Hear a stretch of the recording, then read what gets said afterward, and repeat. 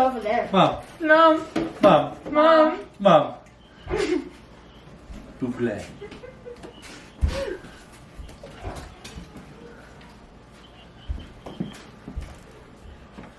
Buble.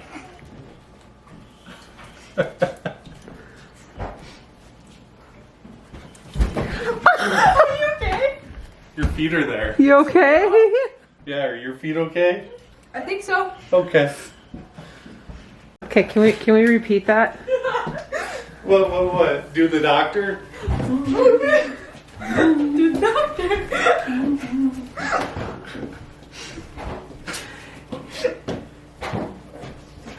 I love our family.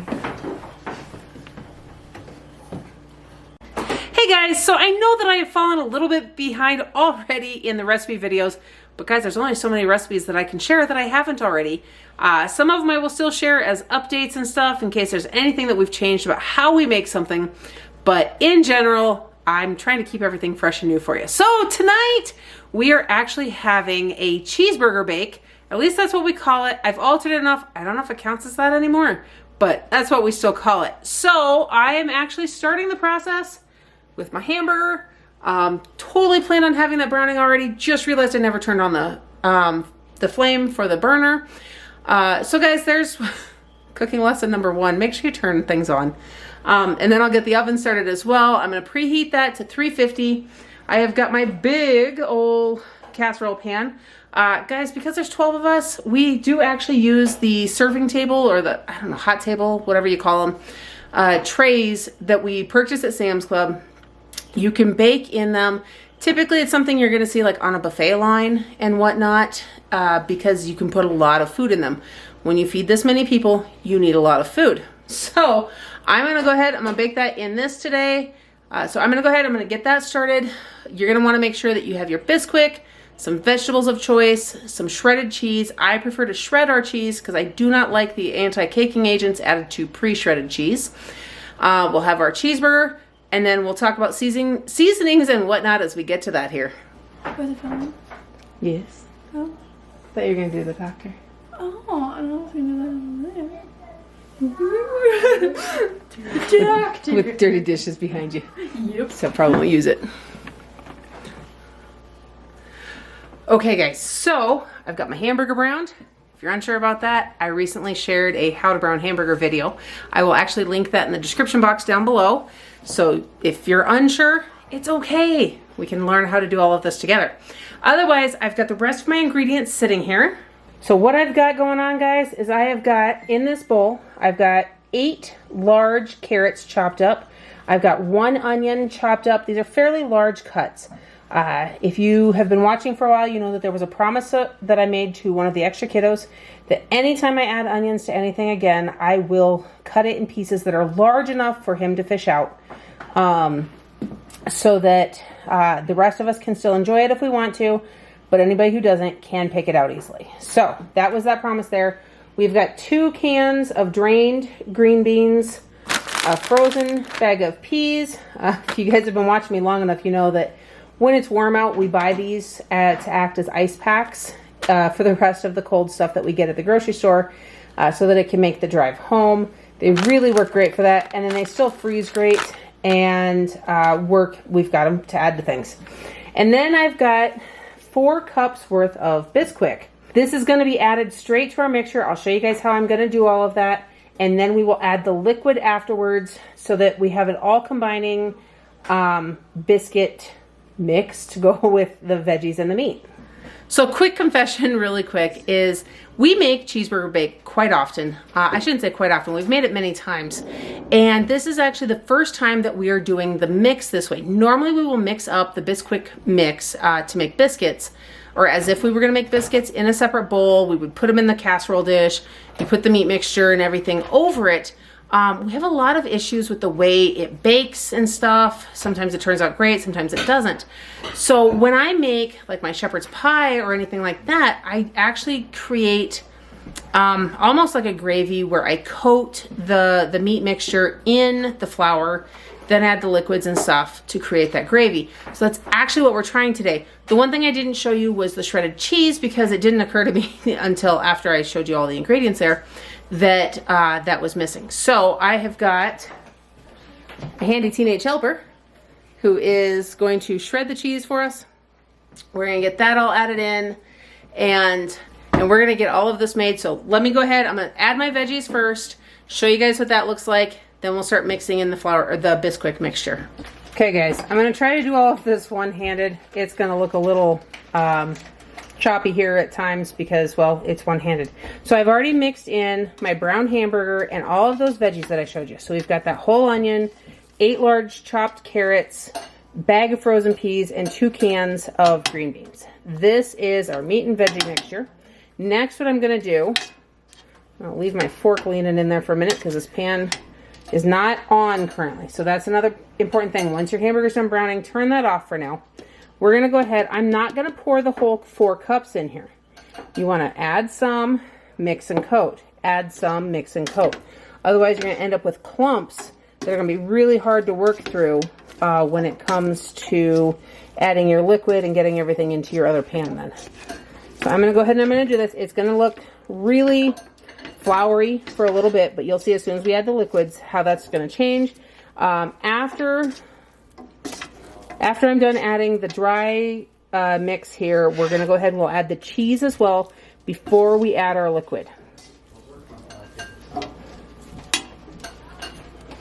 Okay guys, so I have got this mixture here. This is the 4 cups mixed in with all of those veggies and 2 pounds of hamburger. I guess I just realized I never actually told you guys the quantity of hamburger that I'm using. Now this is the point, if you're gonna add seasoning, I recommend doing it right now. My absolute favorite would be the steak and chop seasoning. Not a sponsored ad, guys, or anything. That is just one of our favorite seasonings. I actually need to remember to tag Weber in one of my videos one of these times where I have that because it is one of our favorites. I am, however, going to go ahead and add some garlic. I am a huge garlic fan. You can add the granulated garlic like this. I also keep a big jar of minced garlic in the fridge that I could add as well. But since I've already got the flour and everything mixed in, I don't want to add wet ingredients just yet. So I'm going to open this one-handed and add in, yeah, nice little helping there. So I'll mix that in, and then Ciara got the cheese shredded for me. So this is actually quite a bit. So I'm gonna add at least half this. I don't know why I'm showing you just the cheese and not me, but I'm gonna add about half of this and mix that in, see how it looks. I will either end up adding all of this beforehand, or I'm gonna try to save a little bit of it back to put over the top when everything else is about done baking. So let's go ahead and add that. I'll show you guys what it looks like and then how we're gonna add the liquid. Okay guys, so I have about 3/4 of that cheese that was shredded mixed in here. So I would say it's probably about 3 cups worth of shredded cheese. And I have probably, I don't know, 1.5 cups or so reserved to sprinkle over the top when everything's about done baking. I am going to start by adding 1 cup of water, and then I'm going to come back through and I'm going to add 1 cup of milk. We're going to do a 50-50 between milk and water, just to give this a little bit creamier texture. And I'm going to go ahead and I'm going to mix those in. I'm going to see what the consistency is once I mix it. I want to get this so that it starts to look a little doughy. As soon as I have that consistency, I'll know we've got enough liquid. Guys, we're playing this by ear. This is how I cook a lot of times. So hopefully this turns out. Let's cross our fingers. Okay guys, so in the end, I ended up adding 1.5 cups of water and 1.5 cups of milk. This created, okay, grab my fork here, this nice, just slightly wet texture or consistency that is not too wet or soupy, but there's absolutely no dry left in here. So this is perfect. I'm gonna go ahead, I'm gonna transfer all of this over to my pan, and we're gonna get this thrown in the oven at 350 degrees. I'm gonna start with about 45 minutes and I'll check it and see where it's at for doneness, and then we'll go from there. Okay, so really quick guys, I just wanted to show I got all of this spread out in the pan just so you can see what all of this looks like. I suppose instead of moving my camera closer, I could just zoom in. So that is what it's like. My hope is with mixing in the Bisquick mixture around it that it's going to bake completely evenly throughout it. When you do the drop style you end up with pockets of really thick biscuit that may or may not cook in the center, and clumps of meat and veggies that doesn't always blend with everything. So the hope is, again, that this will just be completely cohesive and a lot easier to serve up too. Guys, this is what this looks like after baking for about 1 hour and 5 minutes. I pulled it out, threw that last little bit of shredded cheese on top, threw it back in for about 3 to 5 minutes. It started to melt. I could have left it in for up to about 15 and gotten a nice caramelization on some of that cheese, but the melt is good. There's enough cheese and everything mixed into it too. It did not bake up as much as I thought it might, but guys, again, I've never actually mixed in the Bisquick mixture like this before. I've normally done the drop method, so I wanted to see what difference it would make.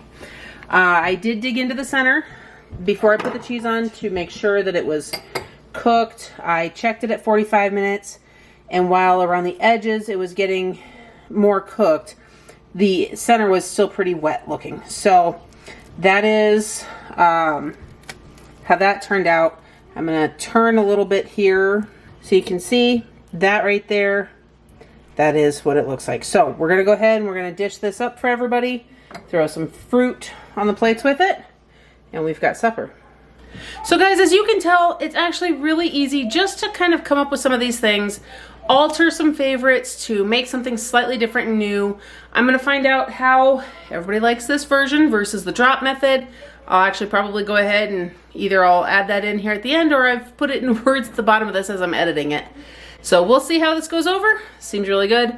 Took a little longer to prep and everything than planned, so we're having a late supper tonight. So I'm gonna hurry up and get this dished up and get everybody fed. In the meantime, I hope that you guys are having a blessed day. Don't forget to like this video, subscribe to my channel, and hit the notification bell so you don't miss everything else coming up next.